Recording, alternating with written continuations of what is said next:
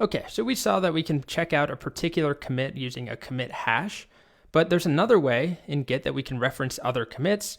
We can reference things based upon head.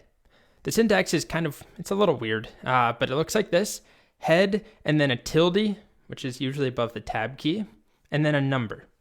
So head tilde 1 is actually going to refer to whatever commit comes before head. Think of it as head minus 1. Head tilde 2 is whatever comes 2 commits before head, the grandparent commit. So if this is where head is, if I check out head tilde 1, it's the previous commit. Head tilde 2 is this commit, 3 is this one.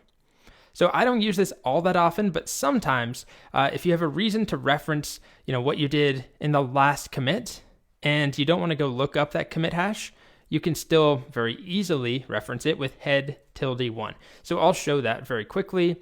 On our master branch, let's just take a look. So we've got begin chapter 3, that's where we are right now. If I just want to go back 1 commit, I could copy this, right? And then check that out, or I can do this: git checkout head tilde 1. Not 21, just 1. And once again, we're back to detached head because we checked out a particular commit. This is just a different way to reference that commit, right? We just said the previous commit, but it's still a commit. We're not on a branch. And we see that here, head is now pointing to this commit, add headings to all files. So before, head was pointing to master, which is still pointing to this commit. Now head is 1 before, and what we see in our file, we probably won't notice a whole lot, but there's no chapter 3. That is the difference. Chapter 1 and chapter 2 are here, but chapter 3 was the next commit. It still exists on master, of course. So from here, if I want to go back 1 commit again, I can just do the same command: git checkout head tilde 1, because head is now right here. I can still reference 1 commit prior. Okay? And now we go back one further. So there we are. Head is now here. And we can see we don't have those headings in my files anymore. Chapter 2, chapter 1, they used to have a heading up top. And that's kind of all I want to show. Of course, I'll switch back to master now.